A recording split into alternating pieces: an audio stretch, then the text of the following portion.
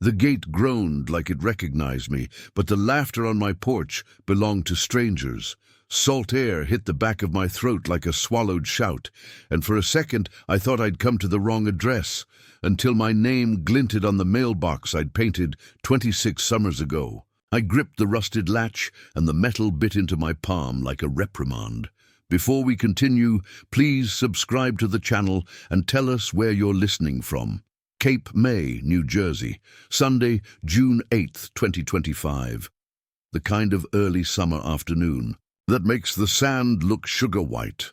My wife loved this light. She came down 4 times a year, even when I got busy being indispensable to a city bus depot in Philadelphia. After her funeral on May 3rd, my kids told me, "Sell that useless place, Dad." I said I would. I lied to myself first. The yard used to be dune grass and stubborn lilies. Now, a chalkboard sign leaned against the porch rail in tidy cursive. Salt and Cedar, check-in 3 p.m. A couple in matching linen came out my front door with beach tags around their necks, clutching a woven basket of mini shampoo. "Thanks again!" The woman smiled at me, a stranger on my own path. The man pressed a rolled towel to his shoulder like a spa brochure. They trotted down my steps and past me with the confidence of frequent flyers. A key fob with a little cedar charm swung from the woman's fingers. Inside smelled like lemon cleaner and somebody else's perfume. Hotel white towels were rolled into tight pastries on the coffee table. On the mantel, the seashell frame that held our wedding photo had been turned sideways to show only the ocean behind us. A small black eye watched me from the corner. A nest. "Camera, it's red dot, a lie detector test I hadn't agreed to take." The bass hummed, recording a stranger walking through his own house. My bronze keyring, dented, familiar, clicked against something new, a sleek, smart lock hub wired into the jamb. I ran my thumb over it. The letters looked like the dash of a car I never learned to drive. In the kitchen, the refrigerator held a calendar printed with turnovers. A curling receipt was magneted beneath a smiling crab. Coastal cleaners, turnover, 180, 6, 7, and 25. I didn't need anyone to explain what a turnover was. On the counter, under a sea salt votive, lay a florist bill that didn't belong in a beach house. $2,800. My address at the top, dated 2 weeks after the funeral. Peonies, eucalyptus garland, 20 centerpieces. I could hear my wife's voice teasing. For who exactly, I called my daughter. She picked up on the second ring, all helium and project management. "Dad, are you down there? Great. We should talk strategy." "Strategy," my voice scraped. "There's a chalkboard sign out front." "Branding," she said. "Look, this place was sitting. We helped it help itself. Summer's already booked. It's revenue while we consider buyers." I ended the call, and my phone vibrated so quickly it felt hot. My son texting a link to a broker's listing titled Prime Teardown Opportunity. Next text, "No pressure, just options." Down the hall, the bathroom tile shone wrong, like a smile too white. Fresh paint covered old caulk, but didn't hide the smell of damp wood. At the ceiling's edge, an attic pull hung with a thin ribbon, blue, the exact shade of the hair tie my wife kept on her wrist. I tugged it just enough to hear the ladder creak, then let it be. I went back outside as another pair of guests clinked stemless glasses on my porch. I reached for the gate and felt the stub of a padlock I'd cut years ago when the latch froze. The shank, jagged and dull, still sat on the post cap where I'd left it. I pocketed the metal, a cold crescent of the past, and stared at my house. The one my wife visited in seasons, the one I hadn't touched in decades, now paying for someone else's life at $450 a night. It wasn't just a betrayal of money, it was theft of silence. And silence was all I'd come here to spend. I didn't sleep at the cottage. Pride said I could, but the house didn't feel like mine. It felt like a stage set with my name erased in pencil. I walked back to the bus. stop, and checked into a $79 roadside motel off the Garden State Parkway, room 214, ice machine screaming through the drywall like a train no one warned you about.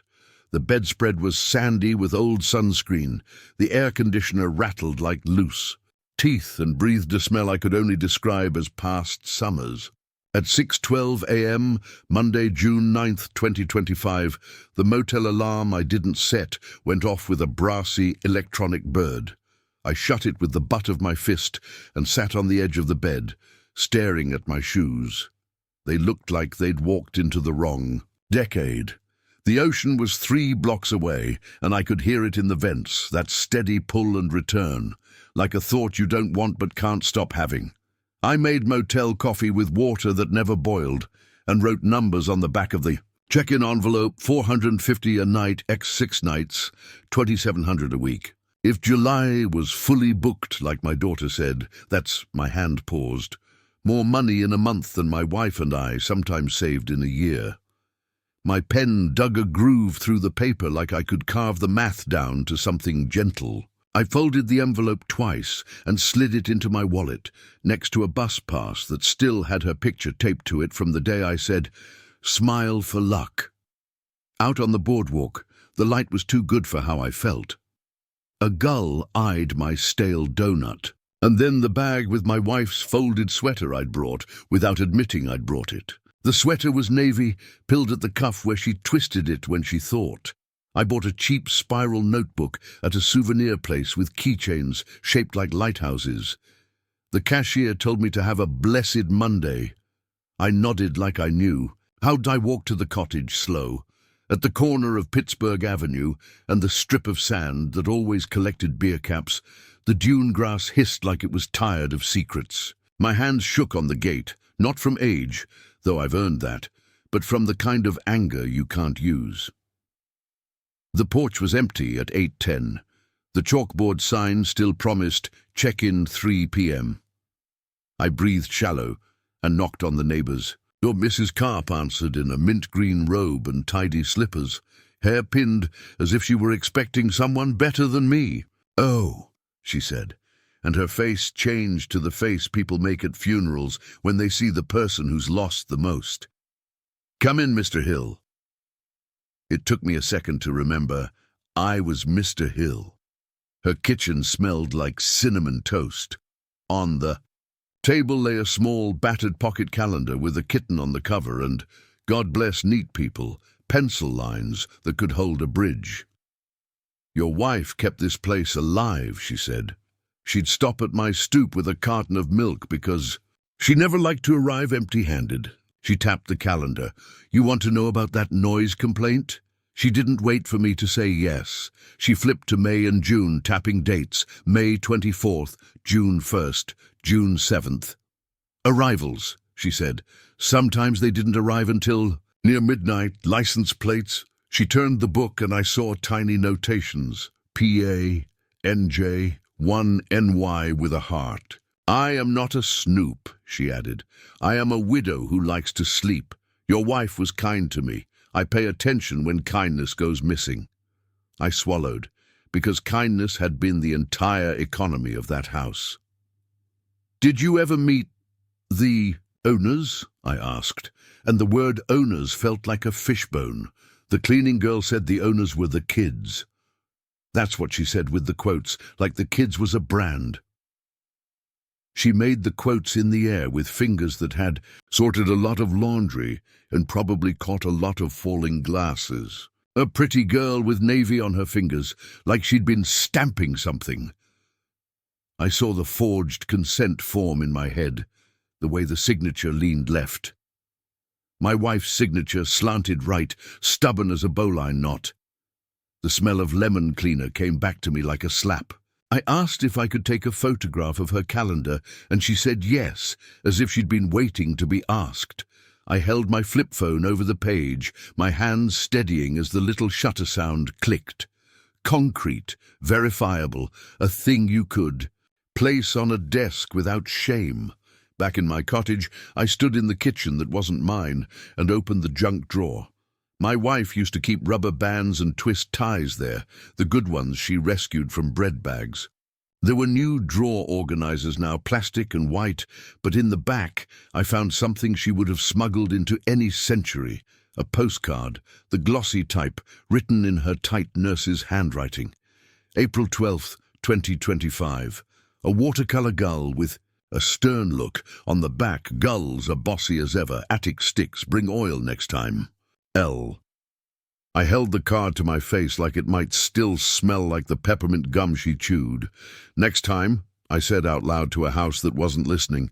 At noon, I called my son. He sent a thumbs-up emoji I could feel landing like a shrug. Then a second message. Can't talk, Demo RN. Proud of you for getting down there. Proud, like I'd made varsity grief.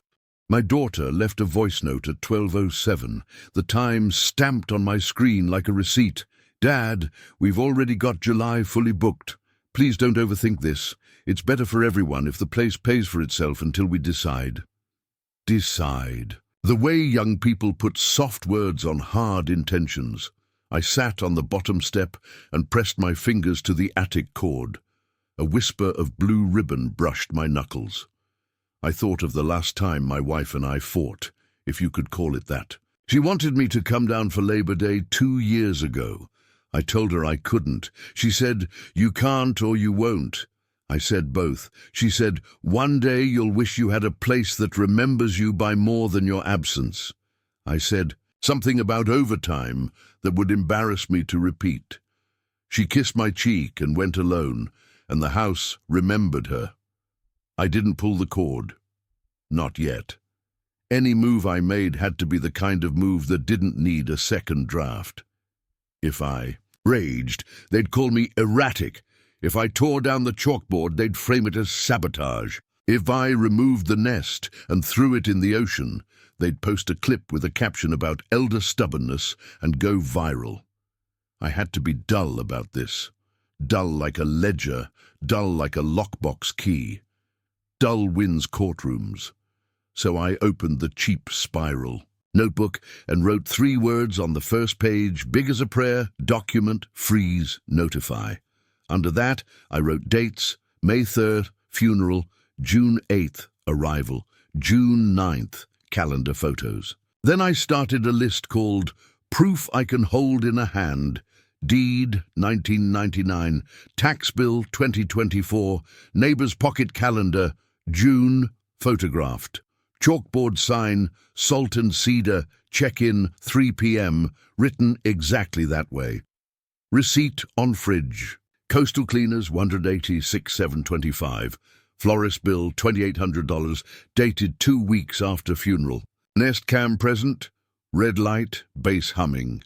Smart lock hub installed, brand model TBD. My handwriting grew calmer as the list grew longer. I walked the rooms once more at 2:40 p.m, the hour you can feel the day tip into whatever it's going to be. On the mantel, the seashell frame still showed a sliver of blue where our faces should have been. I turned it back just enough to see us, younger and private. I whispered, I'm sorry, and meant it for every summer I let the city talk me out of a train ticket. Then I set the frame as it was, because moving it would be an argument I wasn't ready to have. On my way out, I picked up the florist bill, folded it twice, and slid it into the notebook's back pocket like a talisman. The porch boards creaked under my weight, a sound I knew better than my own blood pressure. I pulled the gate closed and felt the empty space where the padlock had been, the shank in my pocket pressed against my thigh, a crescent moon of a decision. I hadn't made yet. I didn't have a plan, not really. What I had was a choice, paper or shouting. I'd done my share of shouting in garages and depots and at TV remotes that never listened. Paper, I decided, because paper has a memory, and memory is what they'd tried to rent out from under me. I walked back toward the parkway, holding the notebook like a passport, and promised the house I'd come back with someone who spoke paper better than I did. Someone who would make the math tell the truth. The next morning, June 11th, the air in Cape May felt thick enough to chew. I woke before sunrise at the motel and stared at the cheap blinds glowing orange. I'd slept maybe 3 hours. My wife used to say, "When you can't sleep, make lists." So I did. A page for questions. Who's getting the money? Whose name's on the permits? What's the platform? Another page for proof I still needed. By 8, I was standing in front of City Hall, a squat brick building with flags that snapped in the wind like they were impatient. I didn't make an appointment. I didn't need one. Old men with folders don't get turned away. They just get pitied. Inside, fluorescent lights hummed like bees. I told the clerk at the code desk my name, my address, and that I wanted to check any permits filed in the last year for my property on Dune Road. She typed with 2 fingers, looked at the screen, then called over Officer Diaz. He was my age, but moved younger, sharp-creased shirt, the kind of man who respected clean paperwork. "You said Dune Road?" he asked, flipping through a drawer. He pulled out 2 noise citations and a permit packet with my wife's name typed at the top. "Owner consent form, March 2nd, 2025, he said, reading aloud. "That's about a month before." He stopped, realizing what came next. "Yes," I said. Before she passed, he hesitated, then slid the papers across the counter. "You want copies?" I nodded. The signature on the form leaned left against her habit. My wife's handwriting always tilted right, stubborn as a weed growing toward the sun. This one leaned like it was tired of pretending. Diaz squinted. "You know, that's odd. The left-hand slant means a different pen angle, usually someone else's writing." He lowered his voice. "Want me to pull the full packet?" "Please." He came back with a stack, permit approvals, emails from something called Salt and Cedar Stays LLC, and 2 citations for loud music. My wife's name on both, as owner on record. I thanked him, paid the $2 copy fee, and tucked everything into a manila envelope I'd labeled Evidence 1. When I stepped back into the sun, it felt heavier than when I'd gone in. Next. Stop. The bank branch on Lafayette Street. A young clerk in a blue scarf clicked at her terminal. "Payouts for home-sharing platforms typically route to an LLC, she said, rehearsed and polite. "Do you know the entity?" "No," I said, "but I'm about to." She printed a note with routing numbers tied to an account under Salt. "And Cedar Stays, LLC, registered at a Philadelphia address. My son's neighborhood. I asked for a copy of the bank's verification policy, signed and dated." She hesitated, but gave it. "People trust grief. They think it makes you harmless." That night I called Mr. Rizzo, the estate attorney, who'd drawn up our will back in 1999. I still had his number in my wallet. He remembered my wife by name. "You still in Philadelphia?" he asked. "Mostly," I said. "But the house isn't." He chuckled softly, then caught my tone. "Come in tomorrow. Bring whatever they've been touching." His office hadn't changed since the Clinton years. Dark wood, dusty law books, a grandfather clock that breathed every quarter hour. I placed the deed, the 1999 will, the funeral program, and the city papers on his desk. He read in silence for 10 minutes. Then, in that calm voice lawyers use before bad news, he said, "Your children don't have legal authority to operate the property. The estate is still in probate. No letters of administration were ever issued to them. So, what does that mean, plain English?" He capped his pen. "It means they had no right to rent your house. None. Everything they've done is a liability, attached to your wife's name, and therefore yours. We'll need to act before those liabilities become liens." I nodded slowly. I felt my wife's ghost exhale somewhere behind me. Back at the cottage that evening, the porch still smelled like sunscreen and citronella. I waited until the last guest car pulled away, then went inside. I unscrewed the smart lock carefully, placed it in a zip bag, and wrote the date on masking tape, June 11th, 2025. The Nest camera blinked once as I pulled its power cord. I slipped out the micro SD card and sealed it in an envelope marked Recording March to June. When I brought the envelope next door, Mrs. Carp poured me chamomile tea. Her kitchen light hummed like the City Hall fluorescence. "I saw your daughter here the day movers brought furniture," she said softly. She had ink on her hands, navy, like she'd been stamping things. Told me they were rebranding. She frowned. I didn't know grief had a brand. I smiled, just a little. Neither did I.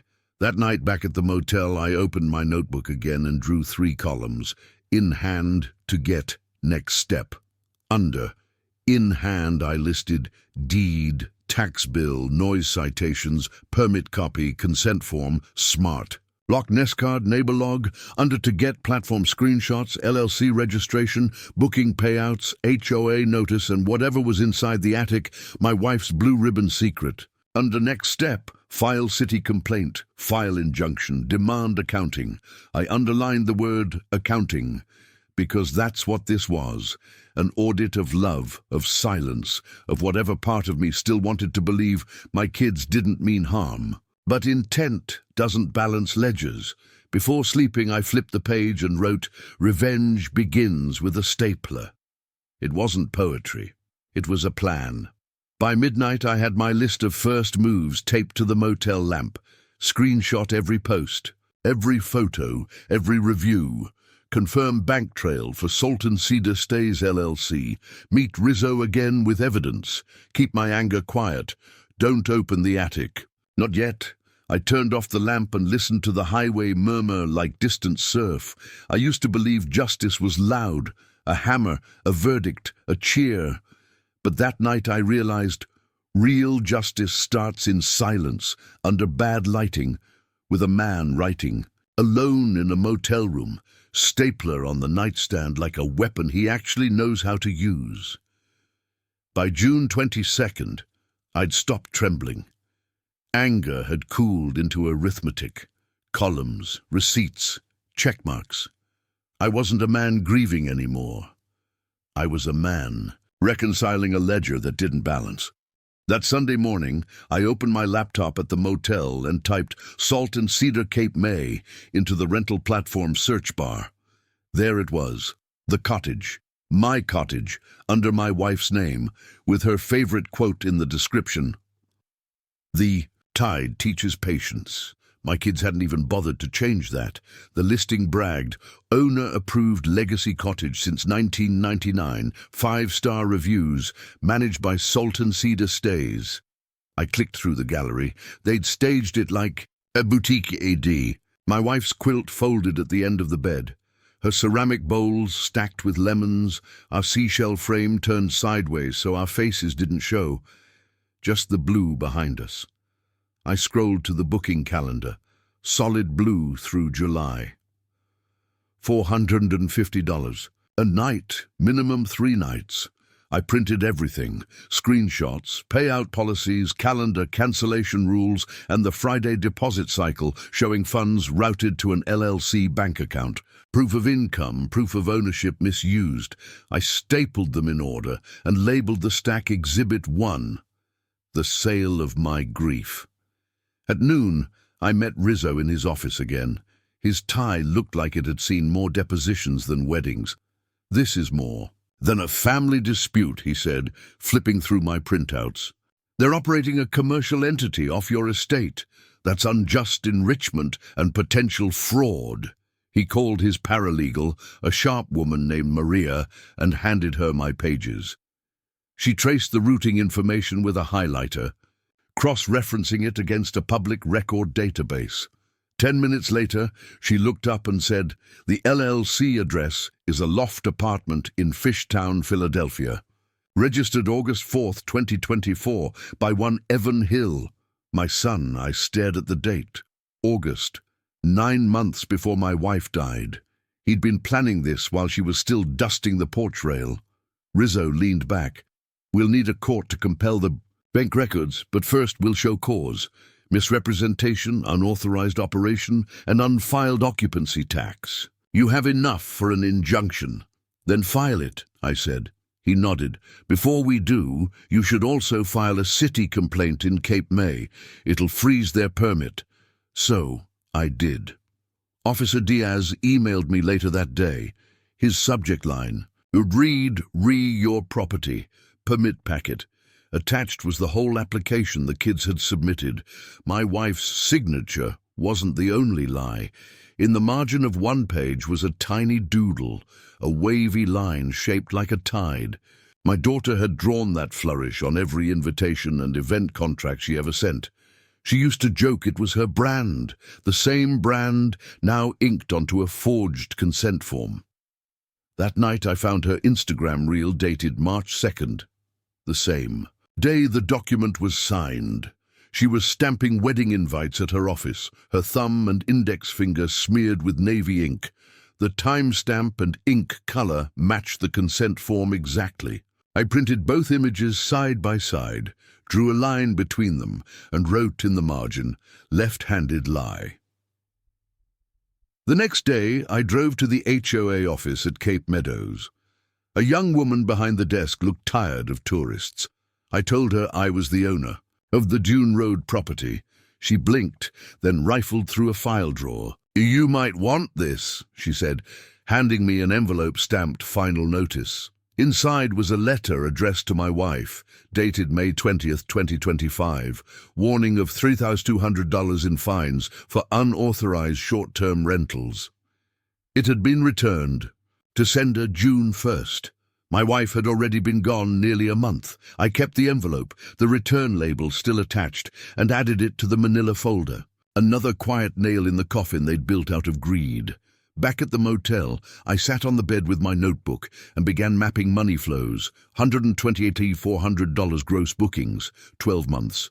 Platform 15% fee, 19,260. Remaining 109 through 140. Transfers to Salt and Cedar LLC, Filler Act, $18,000. Visa payoff, Evans debt, $14,750 renovation charge, Coastal Fixers LLC, $9,600 unremitted occupancy tax, $3,200 HOA fines, $2,800 florist Billy drew arrows until the page looked like an anatomy chart of deceit. Then I underlined one phrase 3 times, operating under a dead woman's name. By July 2nd, Rizzo had drafted the verified complaint. Count 1, conversion of estate property. Count 2, unjust enrichment. Count 3, accounting and restitution. Count 4, injunctive relief. We attached everything, my photos, the forged signature, Diaz's permit copies, HOA fines, the florist bill, and screenshots of the LLC's registration. We didn't label them Exhibit A or B. We labeled them with what they were: my wife's signature, forged, the florist bill, neighbor's calendar, smart lock removed. June 11th. The filing clerk stamped the papers July 2nd, 2025, 11:42 a.m. When I heard the thunk of that stamp, it sounded like a heartbeat returning to rhythm. The next morning, Rizzo called. "We got it." The judge granted a temporary restraining order, no rentals until further notice. At noon, I drove back to the cottage. For the first time in a year, the porch was empty. The Salt and Cedar sign was gone, only faint chalk. Dust remained on the board, half erased by sea wind. Inside, the Nest camera blinked dark, unplugged, harmless.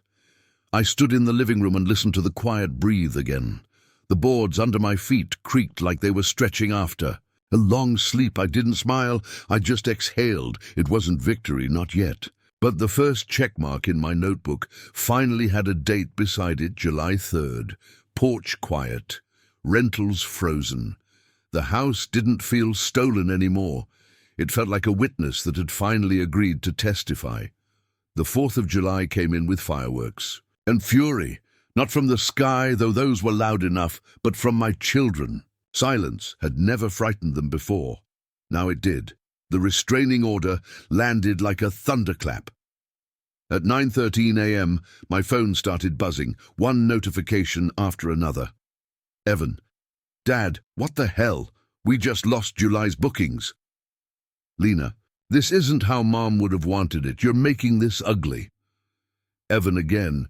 You could have just called us first. Then, a final message that read like a punchline. You're going to tank your own inheritance if you push this. Inheritance. The word tasted wrong in my mouth, like they'd already buried me next to her and started counting.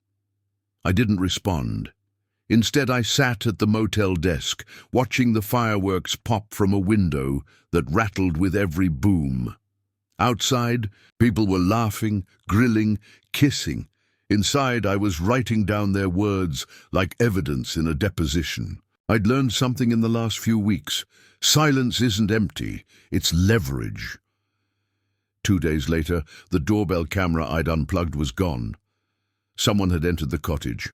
I drove down from the motel and found the cease use notice officer. Diaz had posted fluttering on the porch rail like a wounded flag. It was half-torn, bootprints in the sand below it. My pulse climbed. Inside, furniture had been rearranged, the Airbnb staging boxes stacked by the wall, the floral runners folded. Someone had come to clean up. At 11:05 a.m., my daughter's SUV pulled into the driveway. Sunglasses, pressed linen dress, a practiced calm. She got out holding an iced coffee like a prop in a commercial. "Dad," she started, that practiced, syrupy tone. "We could have avoided this if you'd just talked to us first." "Talk to you," I said. "Lena, I found guests in my living room. You turned our house into a revolving door." She sighed dramatically, brushing invisible lint off her sleeve. "We were just keeping it from rotting. The income covered taxes, maintenance, everything. You don't even come down here." I pulled a file from my satchel and slid the 1999 deed across the kitchen counter. "Taxes are paid, maintenance handled, by me, always have been. And this deed still says my name." She looked away, jaw tight. "You're being emotional." I pointed at the $2,800 florist bill I'd pulled from the drawer and laid it beside the deed. "This was charged after your mother's funeral. Flowers for your launch party?" That broke her composure. "That was for marketing," she said, voice rising. "We were building something. Mom would have filed her taxes," I interrupted, "and she'd have told you that branding doesn't excuse forgery." The silence between us snapped tight as wire. Then she reached for the nest base on the mantel, found it empty, and went still. "Where's the SD card?" "Safe," I said, "where you can't edit it." Her jaw trembled. She muttered something about Dad's losing it, and swept past me. Outside, she slammed her door hard enough to shake the porch. I waited until the dust settled, then sat down on the bottom stair. Mrs. Karp was watching from her porch, watering can in hand. She didn't wave, but her eyes said she'd seen everything. Maybe she'd write it down in that pocket calendar of hers. I hoped she would. At sunset, the fireworks started again, red reflections flashing against the cottage windows. Diaz came by just after dark to repost the cease-use notice, this time with his signature at the bottom. "People think old houses keep secrets," he said, nailing it to the post, "but it's always people." That night, after the noise died, I stood in the kitchen and looked up at the attic cord. The blue ribbon swayed slightly in the draft, my wife's touch frozen in time. I reached up, pulled gently, and the ladder creaked down like a sigh. The air smelled of cedar and dust, our kind of quiet. Up there, under a tarp, sat a small cedar, box tied with the same blue ribbon. My hands shook as I untied it. Inside, letters, bills, receipts, and one envelope addressed in her handwriting. "To my husband. Open only when you're ready." I sat cross-legged under the low beam and opened it carefully. The paper smelled faintly of lavender.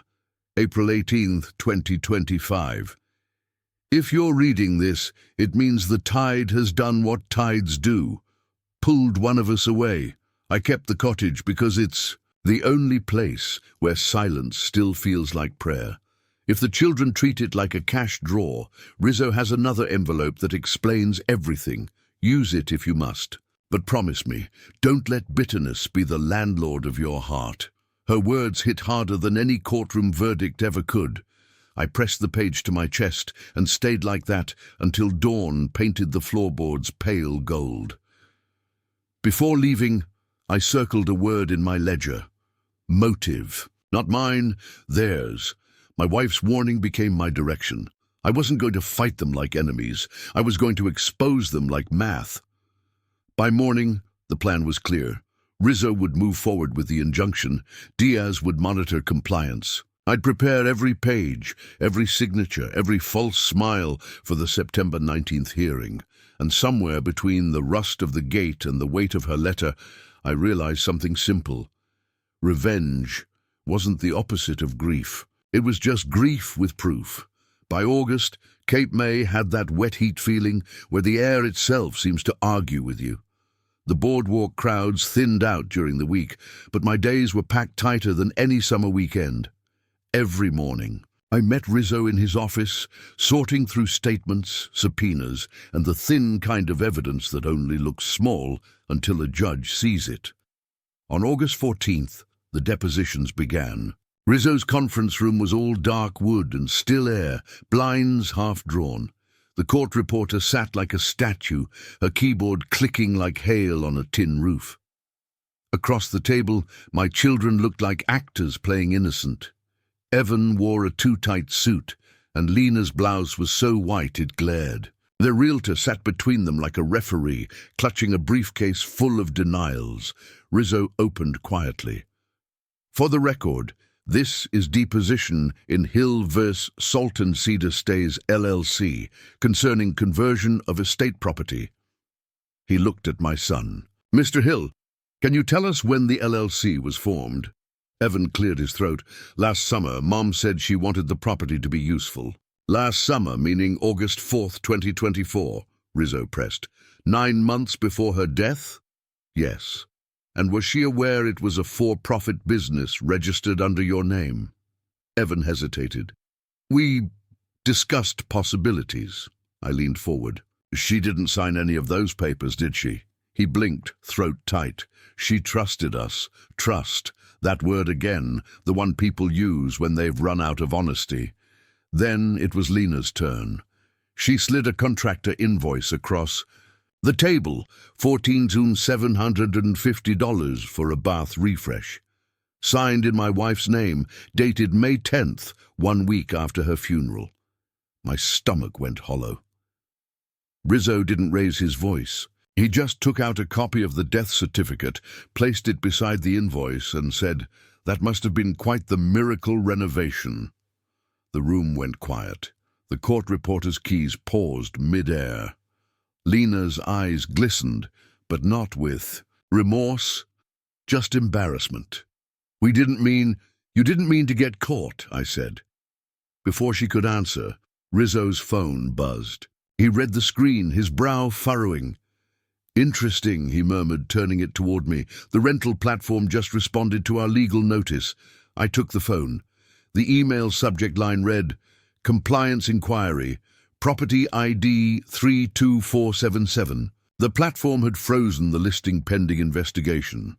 Attached were payout summaries and a guest ledger titled Family Comp Rate. Each line listed a discount, some labeled cash on site. 2 usernames stood out, Lena Events and Evan Sales. They'd been pocketing cash bookings off the books while claiming it was Mom's dream. Rizzo looked at them with something close to pity. "You didn't just steal from family," he said. "You committed tax fraud in your mother's name." I didn't gloat. I just felt tired, like the tide after a storm, spent, but still moving. That night, I drove to the cottage. The air was heavy with humidity and secrets. I climbed the attic. Ladder again, flashlight trembling in my hand. The cedar smell was stronger up there, cleaner, like she'd been here recently. I knelt beside the box I'd opened weeks before. Under the cedar lining, something shifted, an envelope I hadn't noticed. Inside was a photo, my wife in April, dusting the mantel, sunlight catching her hair. Behind the photo was a folded page in her handwriting. It wasn't a new will, just a note in the margin of an old one, copied for her records. "House is his peace. If they turn it to hustle, let court teach them tide tables. I laughed once, quiet and sharp. Of course she'd known. She always did. She'd watched me chase extra shifts instead of sunsets. She'd known they'd chase shortcuts instead of patience. I drove back to Philadelphia that night, her letter in my pocket. The highway lights blurred through the windshield, and for the first time in months, I didn't feel lost. I felt instructed. Over the next few weeks, Rizzo built the final case, brick by brick. Diaz confirmed in writing that the owner consent form was forged and that permit 2025-1039 was revoked. The HOA sent me updated fines and a clean ledger of $200 satisfied in full after the injunction. The platform forwarded guest communications and payout logs totaling $128,400 in unreported revenue. Each number was a confession in its own handwriting. When September came, I had everything labeled in neat folders. Deed, invoices, permit, platform records, death certificate, florist bill, letter. Each tab a truth waiting to breathe. The twist wasn't just that they'd been caught. It was that my wife had already built the map for me to find them. Her handwriting had become the compass of my revenge. On September 18th, the night before, the hearing, I sat on the porch of the cottage. The wind had shifted, cooler, clearer. For the first time since she died, I didn't feel like a trespasser in my own life. I was ready. The next morning, when I walked into the courthouse carrying that shoebox of evidence, I wasn't nervous. I was calm, because this wasn't about anger anymore. It was about balance. People think revenge is about rage, but the truth is simpler. It's just arithmetic, done slowly by someone who still remembers what every number used to mean. September 19, 2025. The Cape May courthouse sat 2 blocks from the ocean, a grey box of bureaucracy that smelled faintly of salt, paper, and lemon floor wax. I got there an hour early. Old habits. I'd worked 30 years in transit. You learn to arrive before the breakdowns do. I carried a shoebox, not a briefcase, not a binder, just an old Reebok box my wife used to store Christmas cards. Inside were the pieces of our story. The cut. Padlock shank, neighbor's calendar, florist bill, smart lock, Nest SD card, and my wife's letter sealed in a sandwich bag.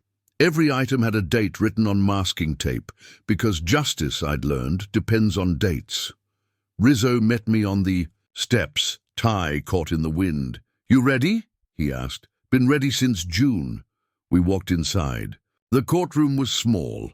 Fluorescent lights, water stains on ceiling tiles, the kind of place where you don't expect anything permanent to happen, yet lives get rewritten there. My children were already seated.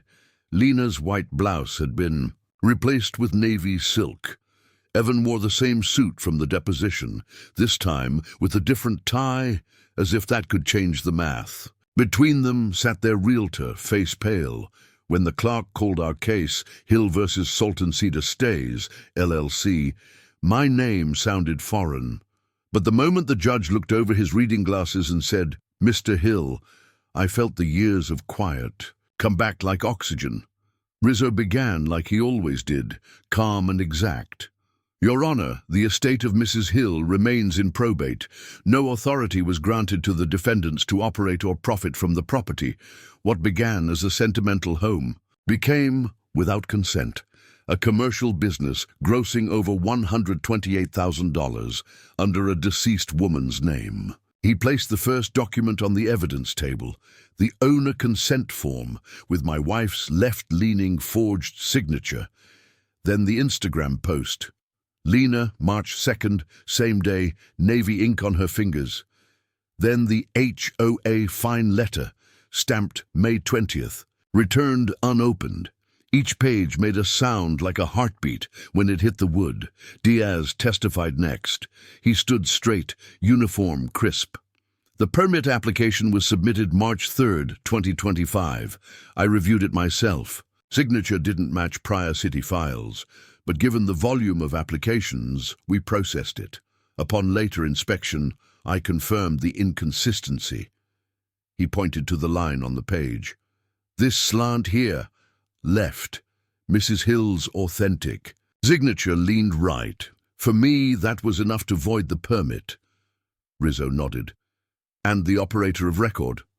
Sultan Cedar Stays, LLC. Registered to the defendant, Evan Hill. Evan's lawyer cleared his throat. My client acted in good faith, under the assumption his mother wished to generate income from the property. Diaz cut him off. Then your client should have filed taxes. None were paid. The judge raised a brow. Noted. Then came Mrs. Karp. She walked to the stand holding her pocket calendar like a hymn book. The courtroom hushed when she flipped the kitten-covered cover and read her notes aloud. May 24th, 11:30 p.m. Loud music, silver car, PA plates. June 1st, 9:10 p.m. Couple with cooler, NJ plates. June 7th, noise until 1 a.m. Rizzo smiled kindly. Mrs. Karp, why did you record all that? She shrugged. Because, Your Honor, I'm a widow who likes to sleep, and I remember who was unkind to me. Her voice cracked on kind. The judge nodded, admitted. Finally, it was my turn. I walked to the table and set the shoebox down gently like an offering. This, I said, is everything they thought no one would notice. I opened it one item at a time. The padlock shank. This is the lock my wife and I used to close the gate each fall, rusted shut last year. They replaced it with a keypad. The florist bill, 2 weeks after my wife's funeral, for an event that never happened.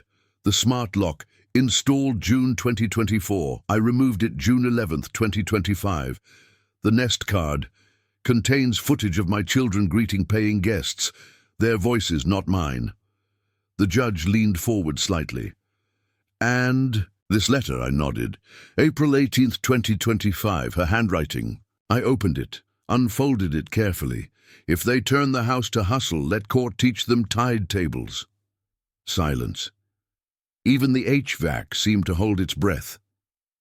Rizzo took over. He slid a printed chart across the bench, a payout ledger from the rental platform. Your Honor, here are the total deposits, $128,400 gross revenue, all funneled to Sultan Cedar Stays, LLC. $18,000 went to pay the defendant's personal visa balance. $14,150 went to a renovation invoice signed in the decedent's name posthumously. None of this was reported to the IRS nor to the probate court. The judge's pen scratched. And you, Mr. Hill, he said, turning to me. What are you asking for? Not punishment, I said, just an accounting. I don't want them jailed or ruined. I want the truth in writing and the house quiet. He nodded once. Honest answer. Then he looked at my children. You two care to respond? Lena tried first. Dad, we were trying to help. Help yourself, I said softly. The judge held up a hand. I've heard enough. He shuffled the papers for a long minute, the sound like surf on wood.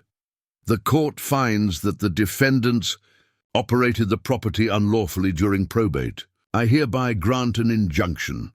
No rentals, no sale, no access without the petitioner's consent. The defendants will provide a full accounting within 30 days and restitution of profits as determined by audit. Additionally, all occupancy, taxes and HOA fines will be the responsibility of Sultan Cedar Stays, LLC. Bang. One gavel strike. It wasn't loud, but it was final. When we stepped outside, the September sun was low, gold against the courthouse glass. The ocean smelled clean. Evan tried to speak first. Dad, I raised a hand. You had your say. Lena's voice broke. We didn't think. That, I said, is the problem. You never thought, you planned. There's a difference. Rizzo walked beside me down the courthouse steps. You got what you came for, he said. No, I said, I got what she wanted. Behind us, the realtor was already on his phone, cancelling listings, the sound of panic mixing with the seagulls. I didn't turn back. When I reached the parking lot, I looked at the shoebox in my hands. Inside it, the smart lock's metal face caught the sunlight like an apology. The courthouse doors shut behind us, and the sound echoed like the sea pulling back. Fallout isn't fireworks. It's the quiet after truth, the kind that leaves you standing still, unsure whether to feel proud or broken. I chose both. October arrived with a crispness that felt earned. The summer stink of sunscreen and excuses had finally blown out to sea, replaced by something cleaner: paperwork, salt, and closure. When the official accounting came back, Rizzo called me first thing that morning. "You'd better sit down," he said. "I've been sitting for 6 months, Tom." He laughed softly through the receiver. "You're about to stand taller." The document was 8 pages long, stamped and notarized. In tidy columns it showed what my children had really made of the cottage. $128,400 in gross bookings. After platform fees, they'd cleared $92,300, tax-free, all while claiming to honor Mum's memory. $18,000 gone to pay Evan's visa, $14,750 to Coastal Fixers LLC for a renovation signed by a woman who'd been dead a week, $9,600 in unpaid occupancy tax, $3,200 in HOA fines. It was arithmetic that even a tide couldn't wash clean. The judge's order followed 2 days later. Restitution, $38,000 to me immediately, the remainder under civil review. Penalties, payment of all outstanding taxes and HOA fees by Salton Cedar Stays LLC. Ownership, exclusive possession of the cottage awarded to me through probate. The email from Diaz came that same afternoon. Permit withdrawn, file closed. Just 5 words, but they sounded like the house itself exhaling. I drove down to Cape May the next morning. The sky was grey, the kind of grey my wife liked because it made the ocean look endless. When I reached the cottage, the porch was bare. No chalkboard, no sign, no guests, only gulls and quiet. Inside, I set the shoebox on the kitchen counter and opened every window. The smell of lemon cleaner was gone. In its place, cedar and salt. I stood there listening to the boards creak, remembering how she used to hum when she mopped. The house had always responded to her voice, never mine. But now, when the wind moved through the open doors, it sounded almost like a welcome. I took out the old bronze knob I'd kept wrapped in paper since June. The smart lock had been efficient, sure, but cold.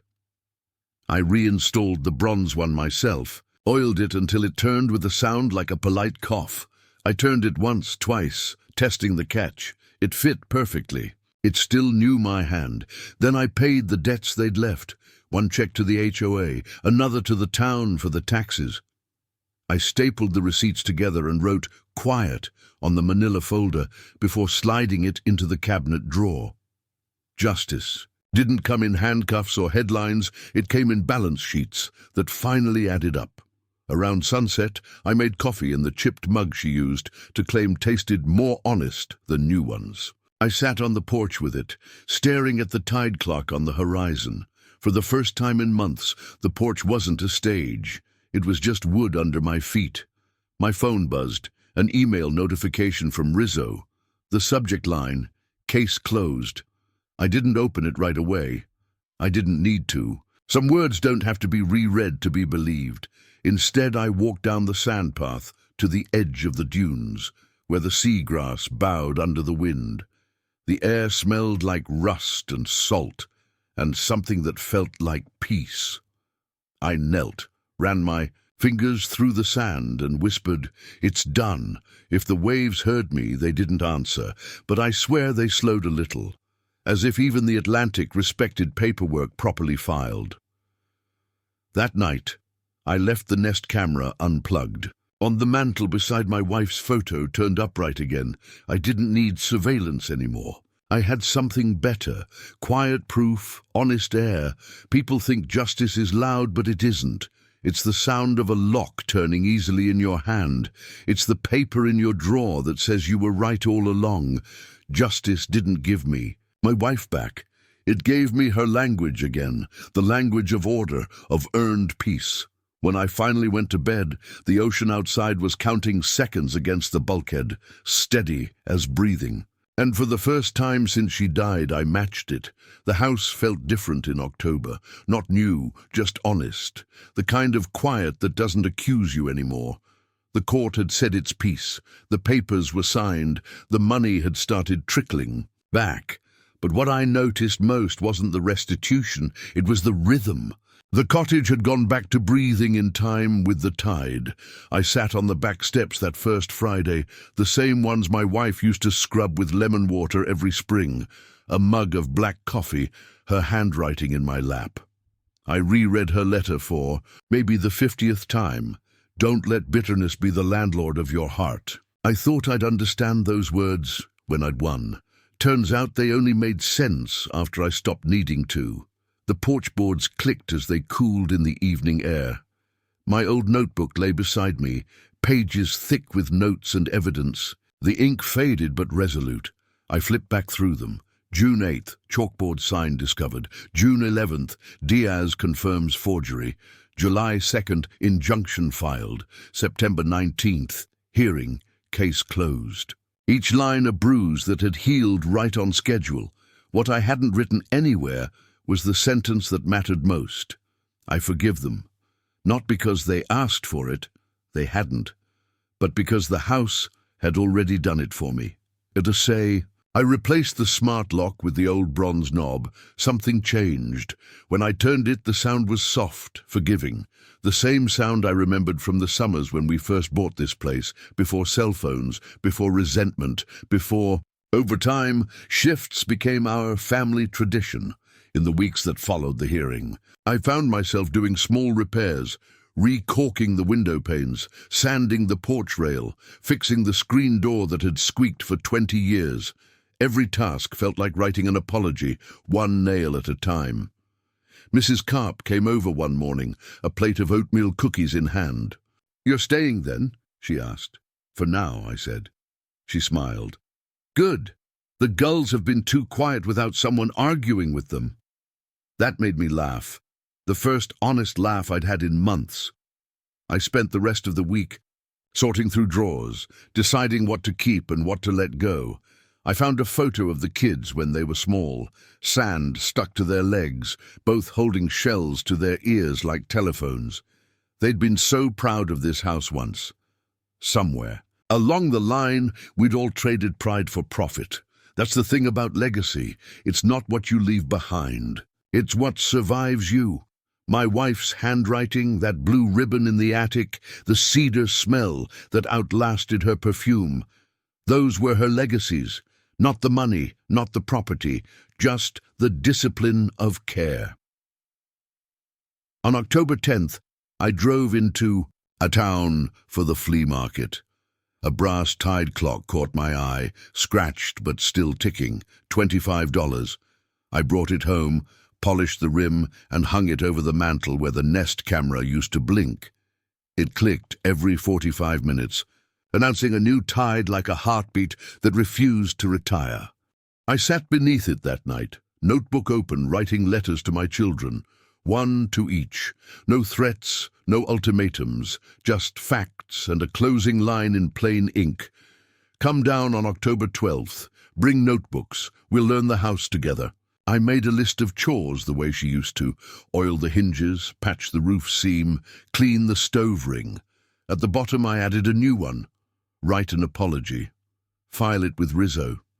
They might never come, but I wanted to leave the door open, not the one they broke, but the one that matters.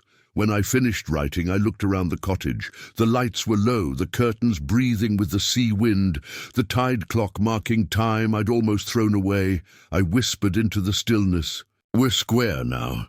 Grief, I realized, isn't an ending. It's a kind of housekeeping. You sweep out what doesn't serve you, wipe the counters of blame, and keep the letters that still smell like salt and lavender. I closed her letter and put it back in the cedar box. Then I turned the tide clock 1 minute ahead. Just enough to give the house a head start on healing. They arrived on October 12th, exactly as I'd asked. No fanfare, no apologies in advance, Just the sound of gravel crunching under tired tires, and the kind of silence that only a family can carry. From the porch, I watched their car slow to a stop. Lena stepped out first, dressed down this time. No. Silk blouse, no sunglasses, just a sweatshirt and red eyes that looked like she'd been fighting sleep or regret. Evan followed, carrying a cardboard box filled with paperwork. For once, he didn't lead with words. I opened the screen door. It groaned, same as always. "You both remember how to fix that sound?" I asked. They didn't answer, but they smiled. Tight, hesitant smiles, the kind people wear when they're not sure if they're forgiven or just tolerated. We didn't start with speeches. We started with numbers. That was the only language we all still spoke. At the kitchen table, I laid out the HOA fine notice, the tax receipts, and a new ledger book. The air smelled of coffee and old wood polish. I spoke slowly, like a man explaining tide charts to children. "These," I said, pointing at the columns, "are debts that belong to the house, not to me, not to you. If we want to keep her legacy, we settle these line by line." They nodded, and for the first time in months, I believed the gesture. Lena unfolded the florist bill, $2,800, still crisp, still obscene.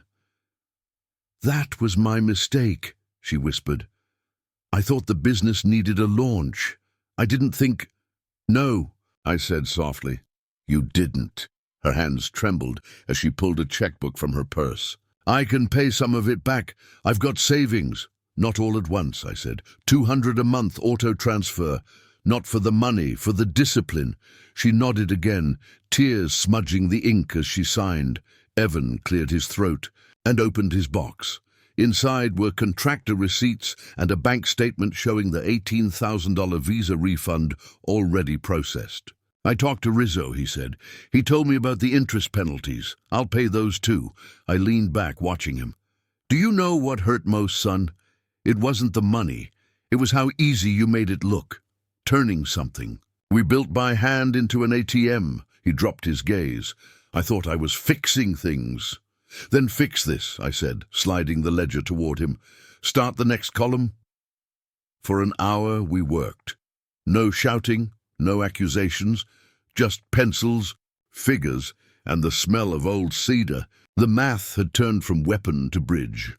Around noon, I stood up and said, "Come outside. There's something you should both see." On the porch, I showed them the attic key with the blue ribbon. I climbed first. They followed.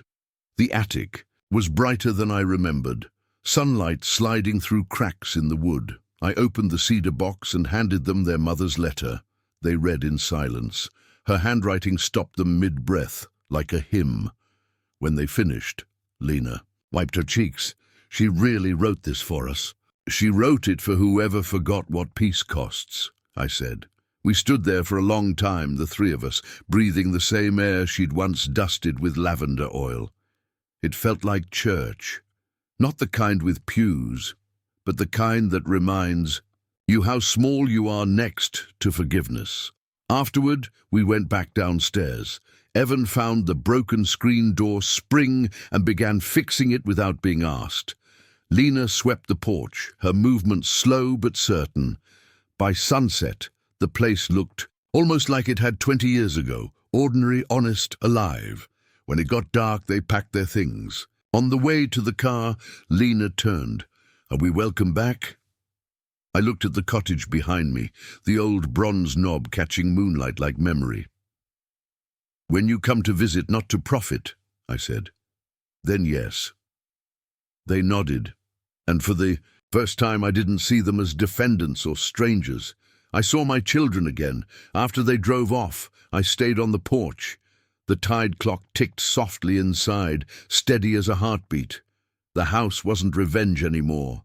It was boundary, rebuilt. Justice had done its job. Now, peace would take over, I whispered to the wind.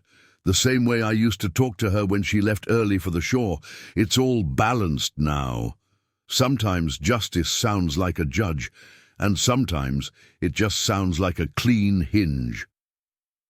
2 weeks later, I heard the mailbox clang against the post, a sound that used to mean bills or bad news. This time it was a glossy envelope, heavy stock, embossed in gold. Premium coastal developers, cash offers above market. Inside was a letter that called me Dear Property Owner instead of by name. It promised to relieve me of maintenance, headaches, and offered a stress-free sale at $1.3 million. I laughed so hard I startled the gulls. After all those months of legal knots and quiet reckonings, some stranger thought peace was something I'd trade for cash. I folded the offer neatly, fed it to the wood stove, and watched the flame curl around the paper like a tongue savoring irony. The heat was brief, but honest. That night, I listed the cottage. Not for sale, but for winter volunteers. I wrote, "The ad myself on the community board at the Cape May post office. Small shore cottage open to writers, veterans, and anyone who needs quiet. Payment in soup or stories. Leave the gate as you found it." By November, 3 people had written back. A teacher from Trenton, a widower from Delaware, and a young man who said he'd lost his father last year and wanted to hear what silence sounds like. The porch started to fill again. But this time with laughter that didn't cost anything. We'd sit by the railing with chipped mugs, passing thermoses of coffee, and I'd tell them about the tides, about how my wife measured life by how high the water reached on the dock posts each season. Every Wednesday night, we held what they called the tide table, a small circle where each person shared something they were learning to let go of. I read my wife's letter aloud once, not as evidence but as scripture. The line about not letting bitterness be the landlord of your heart hit every person there like it was addressed to them. Maybe it was. On a grey November morning I heard a knock. When I opened the door, Mrs. Carp stood there with her pocket calendar, the same kitten cover she'd carried through everything. "I need you to sign today," she said, holding it out. "For what?" I asked. "So I remember who kept the quiet," she said. I smiled and signed my name. My handwriting tilted right, like my wife's. Funny thing, my signature had leaned left for years from hurry and habit. Somewhere between grief and justice, it had straightened out again. That evening, I walked down to the beach. The sky was pewter, the kind of sky that could only be painted by a season ready to rest. The ocean was calm, its pulse steady as if it too had settled its accounts. I stood barefoot where the surf met the sand, and I realized that every document, every receipt, every gavel strike had been just waves, loud, temporary. What remained was the shoreline, honest, enduring mine. Back at the cottage, I hung the blue ribbon inside the pantry door, where only I'd see it when reaching for coffee or sugar. It wasn't a trophy. It was a bookmark, a reminder that love and discipline share the same handwriting. Before bed, I looked around the living room, the bronze knob gleaming on the door, the tide clock ticking above the mantel, the shoebox of evidence tucked quietly under the stairs. I didn't burn it. I didn't need to. Some stories belong to the record, not to the flame. Outside, the wind shifted north, winter coming. I poured the last of my coffee and said the line that had followed me through this whole reckoning. "You didn't lose me. You tried to pawn me. I stayed because I'm not for sale." The stove hissed. The ocean murmured beyond the dunes, and for the first time in 26 years, the house didn't feel like it remembered me. It felt like it knew me again. Justice had turned into something quieter, humbler, stronger than revenge, a home that no longer needed witnesses, only caretakers. I turned off the lights, left the door unlocked, and let the tide keep time for us both.